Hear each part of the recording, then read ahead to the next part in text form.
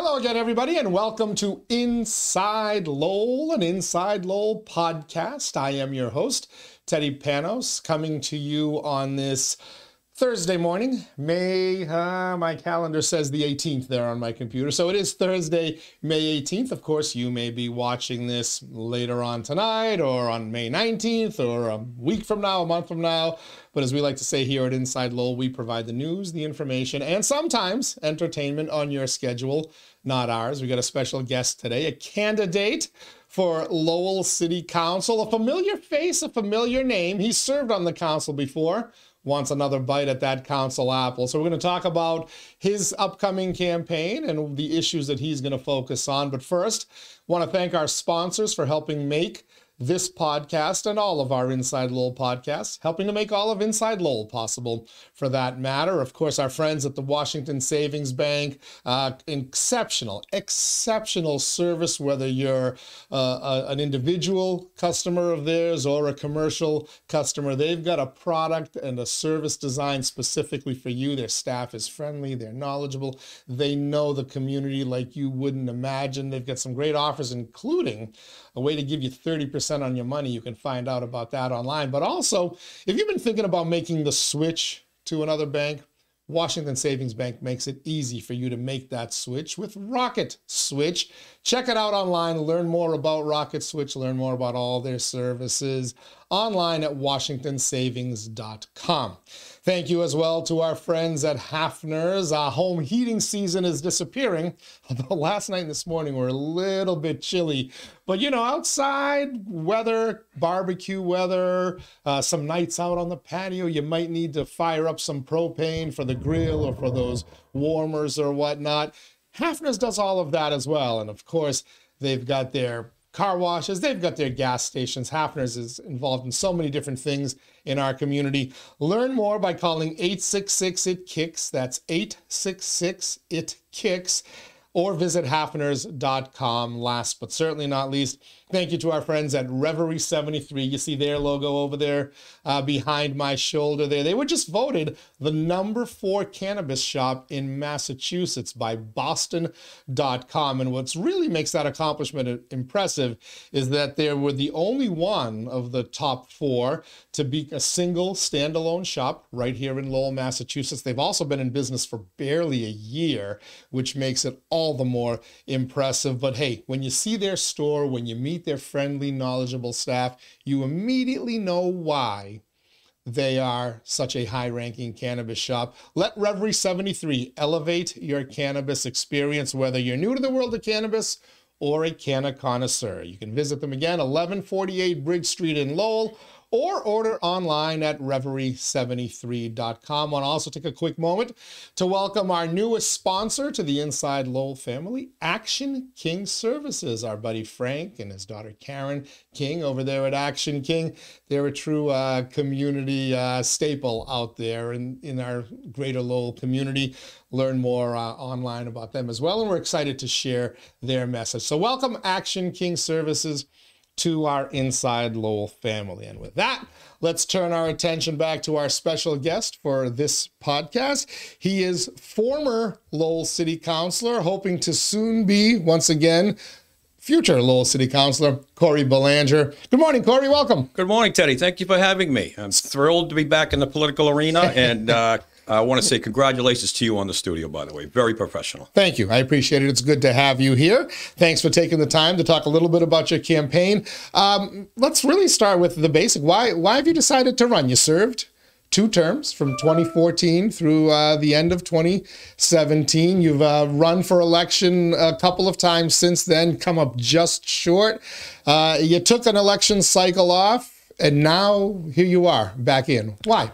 Well, Teddy, I haven't gone anywhere since my unsuccessful bid in 2019 by just shy of 18 votes. But I've still been watching in. I still love my city. And I think Lowell, in many aspects, is one of the best mid-sized cities in America. And we are poised to, I think right now, to go in a very, very positive direction. You know, as cities and towns across America, you know, recover from the pandemic economically. And I know my leadership and experience can take us across the finish line in many, many great projects. You were a longtime businessman, of course, majors, and then you kind of had to move locations and then transitioned into Wicked Irish. And you, as many small businesses do, after a long, successful run, you took on other challenges. What have you been doing with yourself since then? I've been working for the Commonwealth since 2017. It's going very well. I enjoy it. And, government is my passion. I was appointed to the Zoning Board of Appeals in 2003. I've been in government for 20 years now. I have a great understanding. I consider myself very civic-minded. And no doubt I can be an asset to the taxpayers of Lowell. You should also notice, and in full disclosure, we worked very closely together with the Megan House Foundation, served on the board together.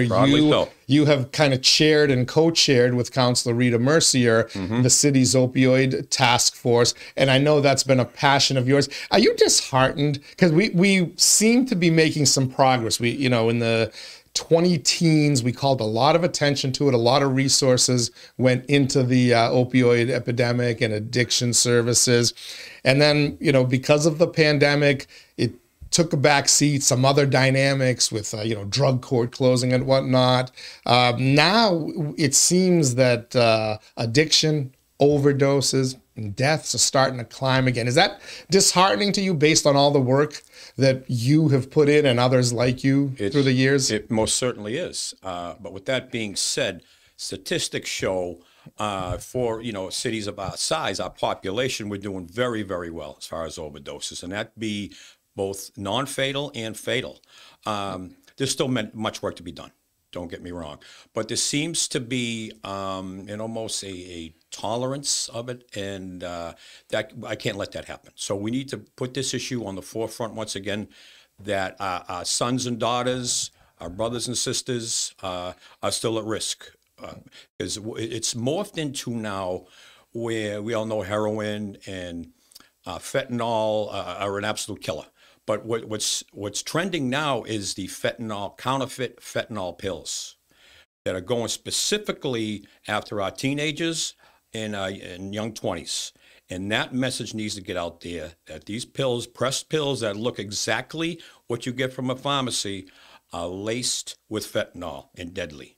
And that message has to get out there, and that will be on the forefront if I'm elected in January. Yeah, 100%. And just to finish up on this, while national and regional stats are climbing, you're saying that the Lowell numbers are actually staying at a pretty trickling up low slightly. level. I would say trickling up slightly, but not. We're bucking the national trend. I can assure you of that. That's to our great co-op team, and the idea was behind my motion in 2015. It was to form a task force to bring all these partners and agencies at one table, and I truly believe that's the reason why behind our success story. It gave the co-op team, which is our quote boots on the ground, all the tools necessary, the contacts they need to help these individuals while they're on the street.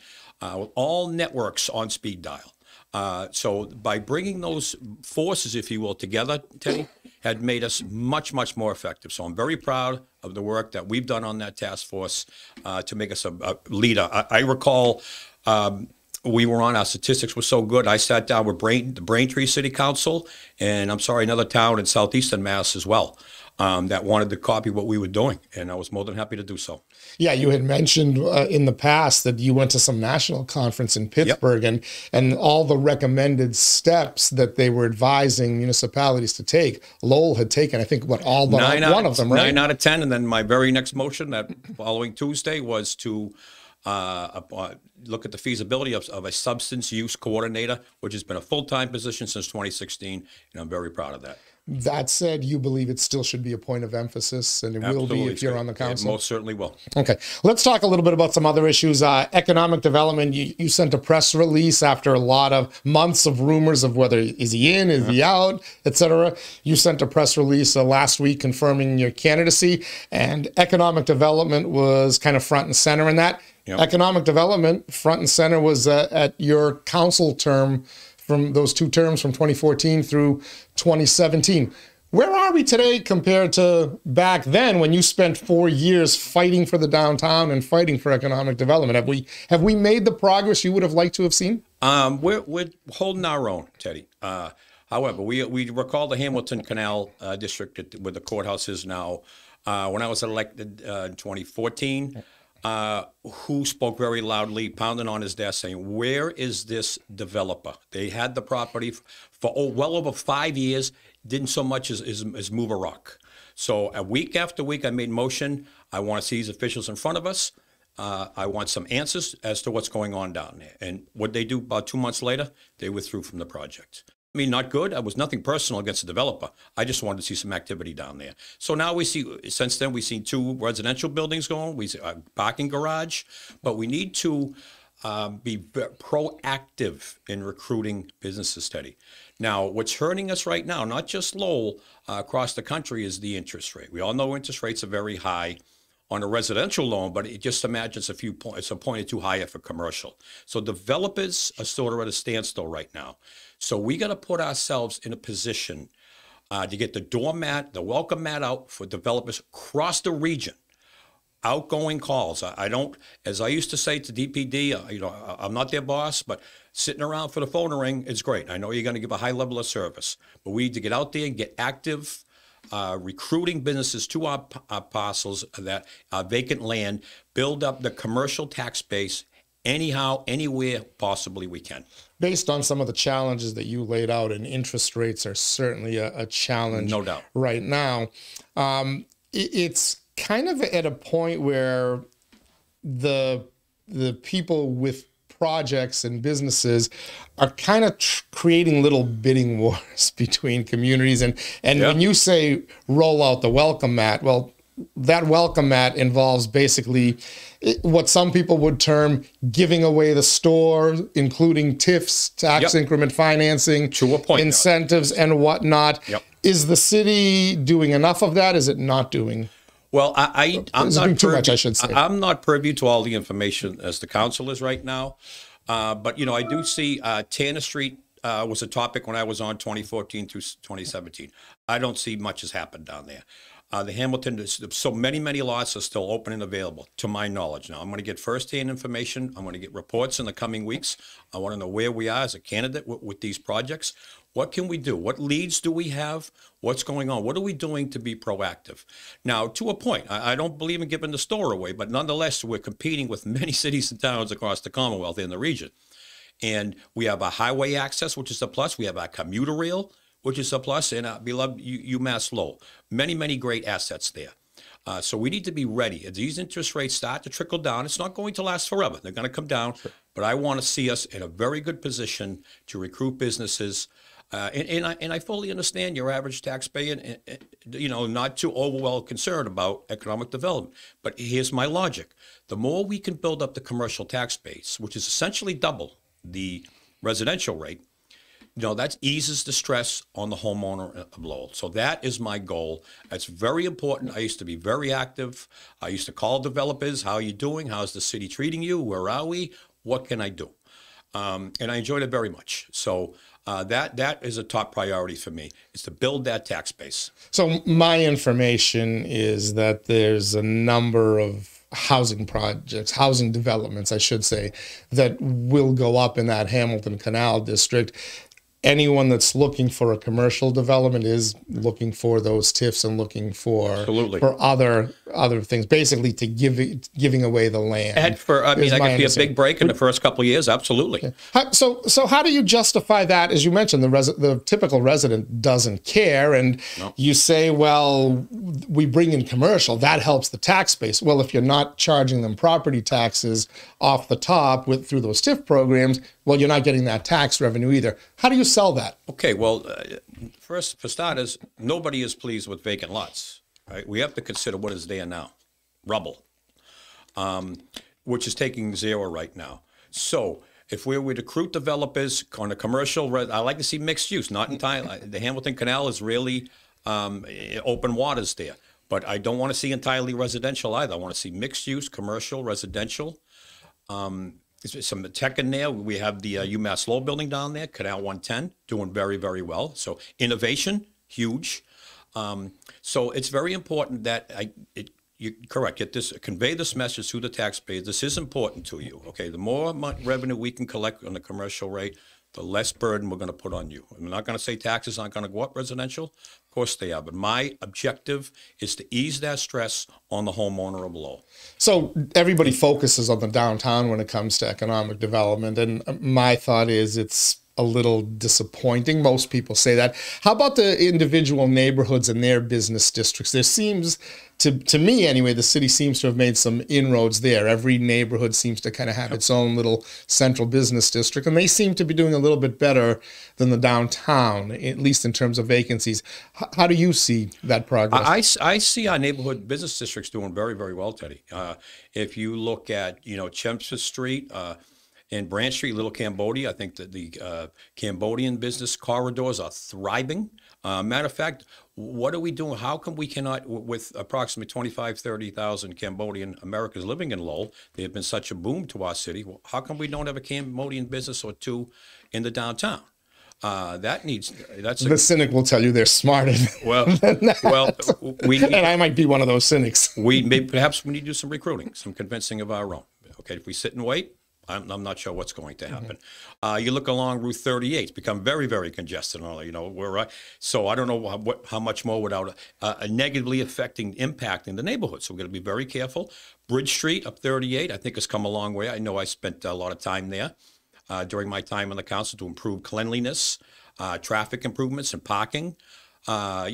The Pawtucketville area, very rural. It's almost like a town, if you will. Same thing along with the Heritage Ice Cream, that area and the river. I think we got to also consider our open spaces and green spaces as well. And that area offers a lot to that effect. So neighborhood-wise, I think we're doing good, Teddy. We got to concentrate on our central business district where we sit right now. And the uncharted territory, such as the Tanner Street development, Hamilton Canal, off highways where we really need to ramp up development there as best we can. So that will be a huge focus of mine. Which brings us to housing, because a lot of the debate downtown is, do you just go into a neighborhood and just put more housing and stop chasing the commercial dream that's been elusive to this point? Other neighborhoods, we keep hearing there's a housing shortage, there's an affordable housing shortage. Do we have a housing/affordable housing crisis in Lowell, or do we have an overcrowding crisis in Lowell? I think it's a housing crisis where much of the country is failing in the cities. Absolutely. People flock to the cities towards the coast. I mean, 70% of the population lives, just a few hours from the coast. So it's not uncommon. But we have a very large university that's very, very successful, that nearly grows student body year after year. So they are growing exponentially. It's a great asset to our city, but nonetheless, they demand a considerable amount of housing. And it's affordability. When we're located, the closer you are to Boston, the more expensive housing is. We have a commuter rail which lands right here in Lowell, and that helps too. I mean, it's a positive in all aspects, but it's a problem. So we need to come up with innovative ideas. We need grants. I mean, this affordable housing, we need to rely heavily on grants and subsidies, Teddy. So we got to be aggressive. I'm very pleased with the amount of grants and subsidies coming into Lowell, but housing, I think we can pick it up a notch. I think we can do better. So one of the battles over this, and why it seems to be becoming such a hot button issue, is at the same time you have a lot of folks screaming about a housing shortage, especially an affordable housing shortage. You have a bunch of other folks talking about neighborhood characters, and this debate is kind of coming into play with ADUs, accessory dwelling units. Now, by the way, we're going to be hosting a debate on that topic, both pro and con, and a podcast here shortly. But where are you? Have you had a chance to look into those the ADU ordinances? And as it's currently drawn, if you were sitting on the city council, would you support that? As it's drawn right now, short answer is no. But I do support it. And this is where I think my 10 years on the zoning board experience would come in large. Now, do I support ADUs and open to it? Absolutely. Anything that can keep the family unit intact in our city, I am all for. And I think this achieves that. However, it would be with, as we said in the board, when I approve things, it'd be with conditions. And many of those that I see on the draft, I'm very pleased with. Owner occupied, single family. It has to be a family member in the ADU. Off-street parking, absolutely not. I don't want so much as one car throughout any neighborhood in the city on the street as a result of this. But I also want enforcement. We're going to need, so I'm waiting to see the report. I want to see from inspectional services, what's this going to cost? What kind of enforcement is this going to demand? Because I don't want it just people going out and filing papers. We're going to unit that. I want inspected. I want annual or biannual inspections. And it also, to a degree now, it has to be user paid for. If we're going to have to hire an additional position for enforcement just for this, I'm fine with it. But, we have to generate just a tad bit of revenue. We're not going to hurt the homeowner for doing it, but it's not going to be punitive by any means. But there is going to be, should be fees involved, whether there's fees and permit inspection fees or property assessments, if you will, because your value goes up if that's the case. So, without hurting the homeowner, we do need to generate some revenue out of this. If we're going to tack on a forcer, which I very much am in favor of. It's going to be necessary. So you said, as the ordinance is currently drawn up, you would be a no vote. No then vote, you right. listed some things you like in the ordinance. Yes. What don't you like? What needs to come out of that ordinance for you to become a yes vote? Well, I think what I've seen, there's a lot of tangibles in there. And I just don't understand. There's a lot of time's been spent on this. And we still got a draft that's not even really acceptable. I think to many of the council members, I think many of them are open to it. So I think what we do is more input from the residents as well. Okay, so they're going to protect the sanctity of the neighborhoods, and I'm most certainly behind them on that. So we're going to do this in a manner that is thoughtful, a thorough process. There's no immediate rush. We don't need to vote on this in the coming weeks. Okay, it can be several weeks, several months. I'm all for, but I want to get this right. So I think it's going to involve a few forums, a few debates, some more input from the residents, neighborhood groups, whatnot, and to finalize this to get it right. So I believe it's Haverhill, but forgive me if I'm wrong, folks. But I believe Councilor Drinkwater pointed out that for all the hubbub about it, in Haverhill there were 8 ADUs in the first year or whatnot. Now, I don't know how many are coming. Will the floodgates open, as some folks fear, or whatever? But is this debate kind of being overblown on ADUs when, again, it seems like more people are concerned about the housing shortage? And this seems like a rather easy way to at least solve a small part. It's not going to solve the issue, and I'm not sure you ever can solve the issue. But has this debate been overblown? Has too much attention been put on this, Corey? Time will tell. That's a good gauge by Councilor Drinkwater. It's a great statistics to know. I mean, less than a dozen, 8. Wow. Okay, I would expect more than that. So time will tell, but nonetheless, it's still a nice privilege, if you will, I would like to grant the homeowners that are best suited for this. But nonetheless, I want it done right. I want the process to be thorough and to the point. All right. We are chatting with Lowell City Council candidate and former City Councilor Corey Belanger. You are watching Inside Lowell podcasts, either on YouTube, on Facebook, on our website. Perhaps you're listening to this on Spotify or Apple or Google Podcasts, a number of different ways to consume our Inside Lowell news and information, and sometimes entertainment, as I like to say. We're going to continue our discussion with Corey. I just want to quickly again thank our sponsors, our friends at Washington Savings Bank. Learn more about all their great services, washingtonsavings.com. And if you've been thinking about switching banks, but thinking, this is going to be really complicated, I've got direct deposits, and no. Rocket Switch will make it simple for you. Plus, if your switched account involves direct deposits and you get $1,000 in there within 30 days, if you're a Lowell or Dracut resident, they're going to give you $300, a 30% return on your money. WashingtonSavingsBank.com to learn more. Thank you to our friends at Reverie 73, a first-class cannabis shop. Their mission statement: to listen, explain, inspire, and delight. And they certainly do all of the above. Their staff is friendly, it's knowledgeable, it's courteous. Their location at 1148 Bridge Street in Lowell is beautiful. When you see the outside, when you walk inside, you know right away your cannabis experience is getting elevated. Visit them again, 1148 Bridge Street in Lowell, or order online, reverie73.com. And last but certainly not least, our friends at Hafner's Car Washes. You know what I'm talking about, gang. You've got pollen all over your car. It hasn't rained here forever, and that stuff is all over your car.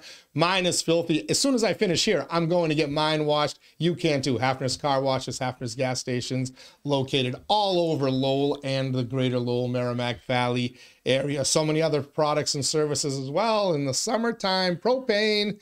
You want your Arto barbecue to be a hit. Nothing worse than firing up the grill, getting the burgers on, and then running out of propane. Get to Hafner's. They'll take care of that part of the deal for you as well. Learn more online at hafners.com or call 866-IT-KICKS. That's 866-IT-KICKS. And a special shout out to our friends, our newest member of our Inside Lowell advertising family, Action King Services of Lowell. Frank King, his daughter Karen King. They experts of, we've used them forever at a Athenian Corner restaurant, my family's business, and they're unbelievably responsive and professional, and they get the job done. Action King Services. Welcome to Inside Lowell. Back to Lowell City Council hopeful Corey Belanger. It's hard for me. I got to stop and calling you Lowell City Councilor Corey Belanger, because I called you that for so long in a previous radio life. Well, that is my intent in January, Teddy. All right. Go back to that title. Another area of focus back from 2014 through 2017, and you said it in your press release, the city's hiring processes. Yeah. A lot of focus on that with this council. Absolutely. The whole change, yeah. A big focus, Councilor Gittier, Councilor Robinson, and others of hiring process. Where's the city still failing on that, as somebody who looked at it from the inside, and now you got a chance to look at it outside? Again, I don't see all the statistics that the council is purview to, but what I do know is that I've been working with the Commonwealth now for 7 years, and I do know the strengths of a diverse workforce. Very, very important. So if elected, a top priority of mine will be to ensure the hiring process is fair and equitable, that we're doing the necessary outreach to these minority communities, the people of color, to ensure that our staff, every department, boards, commissions, highly reflect our diverse population, Teddy. Very important, and I want the voters to hold me to that. Do you believe that currently the workforce is not reflective? I think it is somewhat. I think the boards and commissions have come more since, when I was on from 03 to 13, I think we've come a long way. I really do. But we need to improve. There's always room for improvement, and we're going to take a look right away in January if elected, see where we're at, see what we're doing for outreach to these minority communities, and how do we recruit.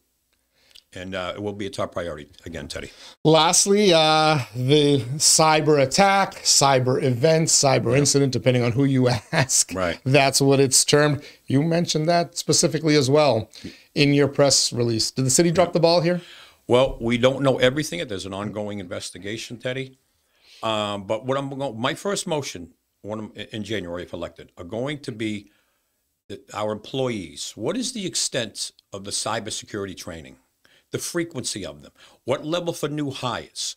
What level for employees? What level for managers? Very, very important. As you see, this probably could have been avoided. I know the Commonwealth is very, very vigilant on the cybersecurity training. If you don't take it, you get cut off. Your whole system gets shut down, your laptop, your phone, and everything. And for right reasons. It's made me a better employee, made me more aware, both on a professional and personal basis.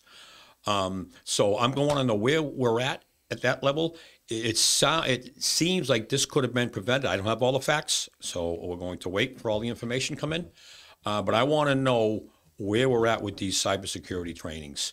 And on top of that, what about online scams to protect our elderly residents? Very important. I constantly picking up headlines, elderly resident scam, 20,000, 40,000.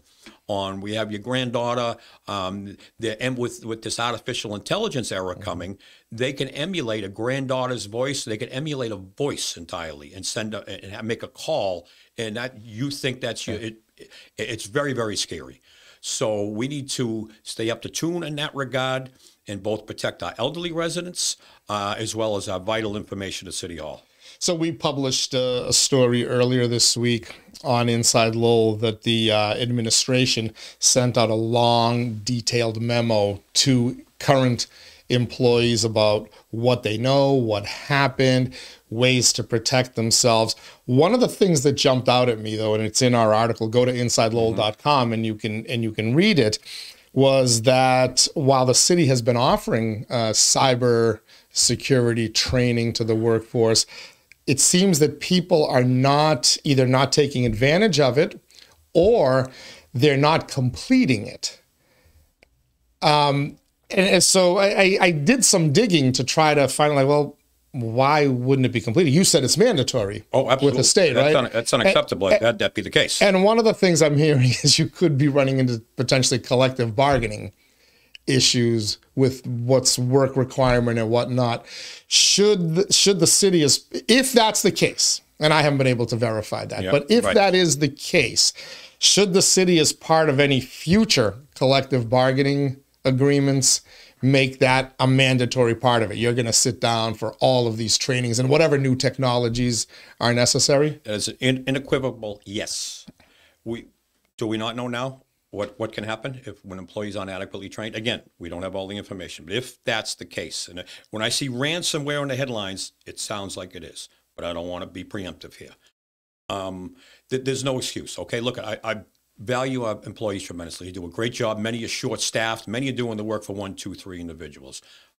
And believe me, I love them to death. But this training is mandatory, is going to be the word I use. It's going to have to get done. They're, with a little quiz at the end. So you're not just brushing through page, click and click off to the next page. You have to absorb it. So you are trained. So when you get an email from a cyber criminal, they want to create urgency. Open this attachment, urgent information needed right now. Oh, geez, click, boom, your system's now attacked. Okay, so you need to stop, read, and think before you open any email. And that's what I want every employee trained, mandatory training, yearly training. New hires, absolutely, once if not twice. Very important as we enter the age. Look where we are now, Teddy. So that will be huge. We want to protect the city residents as well, because they're in the system paying bills online. They have to do with this too. So I'm all up for protection. The city is also looking at offering LifeLock to employees, and I guess the city's been using LifeLock and it's been offered to employees, but they kind of have to pick up the cost. Should the city be picking up the cost as a result of this cyber incident, attack, whatever it is? And should they pick it up going forward in the future? Because that's a financing issue that I'm going to guess the council may have to make a decision on. We're going to have to budget for that. I don't want training to come out of employees' pocket. No. But nonetheless, we'll have to budget for proper training.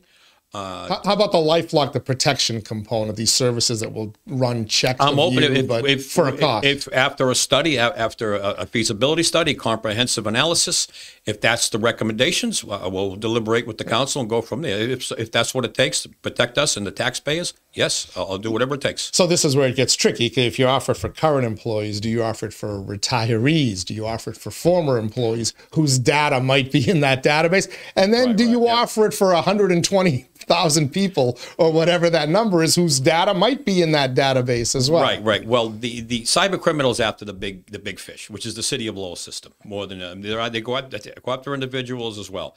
But where the money is, it tends to name ransomware, because hopefully it doesn't happen that they come forward. Look, we got you. We're going to release this negative information. We want money. Okay, that could very well be the ending here, and hopefully I'm wrong. So it's the system. I'm going to protect all at the city system, the taxpayers, retirees, but the training will involve active employees that have phones, laptops, whatever it may, and operate on current systems. Okay. Any other issues that are going to be at the forefront of your campaign as you're out there knocking doors, or are you going to sit back and listen to what people tell you? I'm definitely going to be out in neighborhoods very, very shortly. Literature's being made up as we speak. I can't wait to get out there. And, my theory is going to be out there going door to door, hearing as I called for support, many, many phone calls. I want to hear I ask for their support, obviously, but I want to know your feedback. Please keep me in touch. I still take advice. I have experience. Do not get me wrong. I'm very confident in my abilities to lead the city in a positive direction, but I still take advice. And I want to know on issues what you think. Please send me FYI, text me, email me some points, and it will always be considered because we have many great pressing issues, Teddy. Yeah. So to that end, if folks want to find out more about your candidacy, more about your campaign, if they want to get in touch with you, do you have a website, Facebook page? Yep, Facebook page. Is everything set up? Yep, Corey Belanger for Lowell City Council. We got something planned in just a few weeks on Thursday, June 8th at the newly reopened Caballero. Yes, I heard they opened a couple of weeks ago. He changed the name, Caballero Steakhouse. So we want to help put him on the map. And so Thursday, June 8th, we got something planned out there. And we're going to be in your neighborhood. So please reach out to me with your concerns on Facebook. I'm open to dialogue. I recently got on a lot of the neighborhood activities, seeing the neighborhood issues as well, because I am your at-large candidate. Every neighborhood is important to me. Every issue is important to me. It's the only way I know. Wouldn't want it any other way. All right. Corey Belanger, candidate for Lowell City Council, former Lowell City Councilor. Thank you so much for joining us. Thank you for having me, Teddy. Appreciate it very much. All right. Good to have you here, and great to have all of you here as well. Again, whenever you're watching this, it's news and it's information on your schedule, not ours. Also, as we like to say here at Inside Lowell, if Lowell is your home, this is your place. For everyone here at Inside Lowell, I'm Teddy Panos. Till next time, stay safe, everybody.